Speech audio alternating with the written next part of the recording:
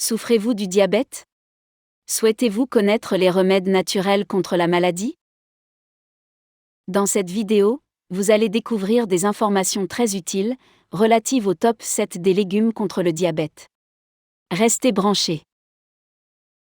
Salut tout le monde, nous sommes la chaîne Études Diabète et nous créons des vidéos concernant tout ce qui est lié au diabète, le style de vie, les traitements, l'alimentation, etc. Nous avons créé cette vidéo intitulée « Top 7 des légumes contre le diabète » pour vous permettre de connaître les différents légumes que vous pouvez consommer pour gérer votre diabète. Ainsi, après avoir regardé cette vidéo, vous allez savoir quels sont les top 7 des légumes qui sont recommandés pour vous en tant que personne diabétique. Avant de commencer, nous allons vous rappeler la définition du diabète. Le diabète est une maladie chronique qui survient lorsque le pancréas produit l'insuline de façon insuffisante, diabète de type 1, ou lorsque l'insuline sécrétée est mal utilisée par l'organisme, envoyant le sucre directement dans le sang, hyperglycémie ou diabète de type 2.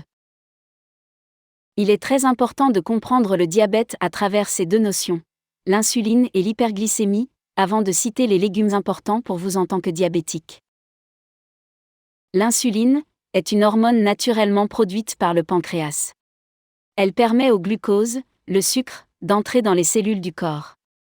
Celle-ci utilise le glucose comme source d'énergie mis en réserve dans le foie et les muscles. L'insuline joue ainsi un rôle régulateur de la glycémie dans votre corps. La sécrétion insuffisante de cette hormone par le pancréas augmente le taux de glucose dans l'organisme, qui passe directement dans le sang. C'est ce qu'on appelle l'hyperglycémie. L'hyperglycémie est une concentration élevée en glucose dans le sang. Pour un être humain, une glycémie est considérée élevée lorsqu'elle est supérieure à 1,26 g par litre de sang, ou encore 7,0 mol par litre de sang à jeûne, et à 2,00 g par litre de sang, ou encore 11,1 mol par litre de sang, le reste du temps. Elle est mieux contrôlée si le diabétique adopte une bonne hygiène de vie, en passant par son alimentation et en exerçant des activités physiques régulières.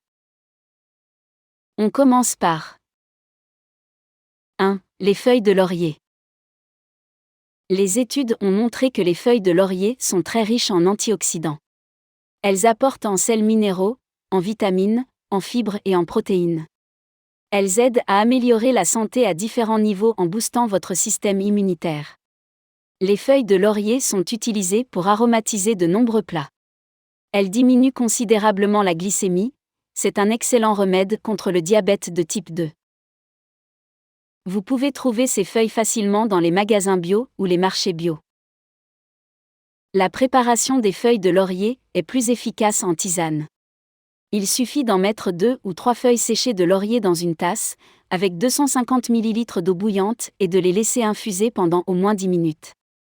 Boire 2 à 3 tasses par jour après les repas. 2. Les feuilles de pervenche de Madagascar. L'efficacité des feuilles de pervenche de Madagascar a été testée sur des personnes diabétiques. Les patients traités ont reçu 100 mg par kg de feuilles de pervenche de Madagascar séchées et broyées en poudre dans 2 ml d'eau distillée. Au bout de 15 jours, le niveau de glucose sanguin des patients avait diminué et leur production d'insuline avait augmenté contrairement au groupe témoin. À la fin de l'expérience, le taux de glucose était même proche de la normale, mais ce n'était pas le cas de l'insuline pharmaceutique. Des améliorations ont également été observées au niveau des taux de triglycérides, du cholestérol LDL et du total cholestérol. Conclusion, les feuilles de pervenche de Madagascar contiennent des antioxydants puissants qui stimulent le pancréas à produire de l'insuline. Elles contiennent des anti-inflammatoires et également des sels minéraux. Passons maintenant à la préparation en tisane. Vous pouvez bouillir 20 feuilles fraîches de pervenche de Madagascar dans 1 litre d'eau et laisser refroidir. Filtrez le produit obtenu qui est un excellent antidiabétique. Vous prenez 3 verres matin, midi et soir après les repas. Notons aussi que la racine des feuilles de pervenche de Madagascar intervient dans le traitement de l'hypertension artérielle. 3. Les asperges. D'après une étude menée au Pakistan, l'asperge intervient dans le traitement du diabète car elle favorise la stabilisation de la glycémie. Pendant 28 jours, les chercheurs ont injecté des produits chimiques à des rats pour augmenter leur glycémie. La moitié d'entre eux ont ensuite reçu différentes quantités d'asperges. Résultat, les analyses sanguines ont révélé que l'asperge, même en petite quantité, pourrait abaisser le taux de glucose dans le sang chez les personnes souffrant du diabète. Elle pourrait par ailleurs, quand elle est consommée à de plus fortes doses, stimuler la production d'insuline par le pancréas, hormone responsable de la régulation du taux de sucre dans le sang. Les asperges sont peu caloriques, elles sont une excellente source de vitamine B9, essentielle pour les femmes enceintes, grâce à son apport élevé en potassium et faible en sodium. Ses propriétés diurétiques sont indéniables, elles sont également riches en fibres alimentaires insolubles, en vitamine A, antioxydants, et en fer. Manger un plat de crème d'asperges au moins 2 fois par semaine est suffisant pour stimuler le pancréas à produire de l'insuline. 4. Les épinards. Les personnes qui consomment le plus de légumes verts à feuilles, comme les épinards ou les bettes, voient leur risque de développer un diabète de type 2 diminuer de 14%. Mais les raisons pour lesquelles les légumes verts aident à lutter contre le diabète de type 2 ne sont pas connues très clairement. Mais depuis longtemps, les scientifiques pensent que c'est l'action antioxydant des légumes qui prévient certaines maladies, y compris le diabète de type 2, en luttant contre les radicaux libres dont on a montré qu'ils peuvent être un facteur qui favorise le développement du diabète. Or, les légumes verts à feuilles comme les épinards par exemple, font partie des plus riches en antioxydants et font l'objet, ainsi de multiples études sur leurs bienfaits. Ainsi ces dernières années, on a évoqué leur possible action pour ralentir le déclin cognitif ou encore récemment leur rôle pour préserver ou restaurer les cellules immunitaires de l'intestin. Manger le plus souvent des recettes à base d'épinards diminue le risque de développer le diabète de type 2. 5. Le chou frisé. Originaire de la région méditerranéenne, le chou frisé était déjà au menu dans la Rome antique, et était un aliment de base chez les paysans au Moyen Âge. Il est aujourd'hui complètement tombé dans l'oubli en France, mais il est de plus en plus populaire aux États-Unis en raison de ses qualités nutritionnelles. Le chou frisé est considéré comme l'une des plantes les plus nutritives, avec des propriétés antioxydantes et anti-inflammatoires puissantes. On le qualifie souvent de super aliment, il est très riche en bêta-carotène, vitamine K, vitamine A, vitamine C, en calcium et en fer, ce qui est très important car les personnes diabétiques sont souvent en carence de ces derniers minéraux. Le chou frisé est aussi une excellente source de fibres. Pour en trouver, vous pouvez aller directement où vous avez plus de chances d'en trouver, c'est-à-dire dans les magasins bio ou les marchés bio. Manger de la salade à base de chou frisé augmente les chances de diminuer le risque de développer le diabète de type 2. 6. Les brocolis. Légumes de la famille des crucifères, les brocolis renferment vraiment beaucoup de vitamine C. Ainsi, à poids égal, il y a plus de vitamine C dans un brocoli que dans une orange. Les brocolis permettent, de plus, de limiter les complications du diabète, qui sont souvent des problèmes cardiovasculaires. Il semblerait que plus vous mangez de brocolis, et moins votre corps contient d'homocystéine, ce qui est une bonne chose car l'homocystéine semble augmenter les maladies cardiovasculaires. 2 composantes du brocoli, la lutéine et de la zéaxanthine, ont aussi des propriétés antioxydantes, qui luttent également contre les maladies cardiovasculaires. Enfin, les brocolis sont riches en bêta-carotène et en fibres avec seulement très peu de calories et de glucides.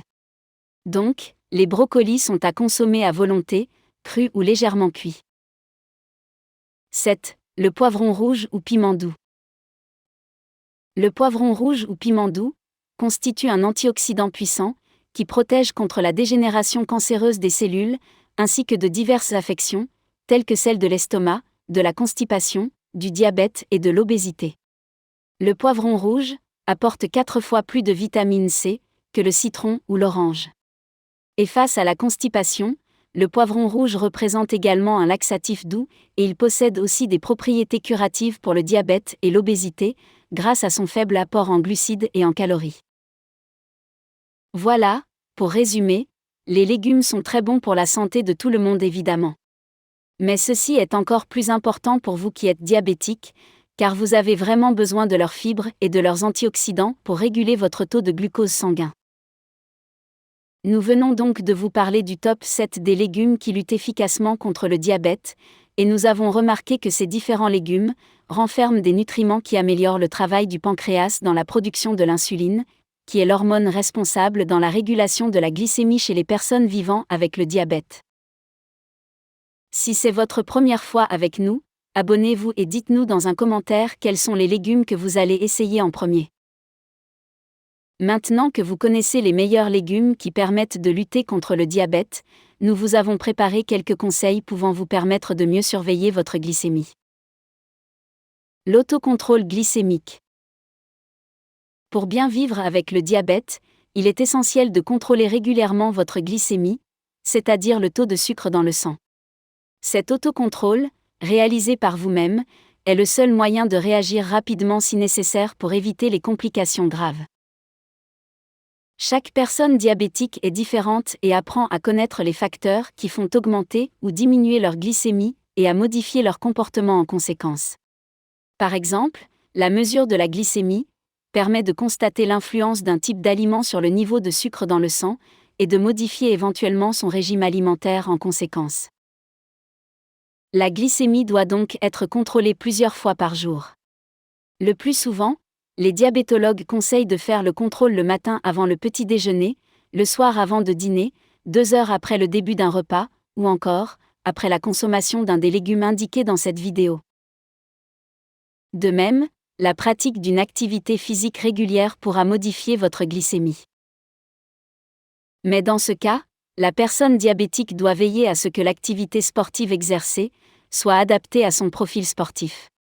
Les exercices physiques violents sont donc déconseillés. La fréquence et l'heure des autocontrôles seront déterminés par le patient avec son médecin diabétologue. Faire 3 repas par jour, à des heures régulières, et surtout, ne jamais sauter le petit déjeuner, car c'est un repas essentiel qui doit compter pour 25% de l'apport calorifique de la journée. Réduire les apports en graisses saturées pour perdre du poids et intégrer également le sucre lors des repas. Il n'y a pas vraiment d'interdit alimentaire nécessaire.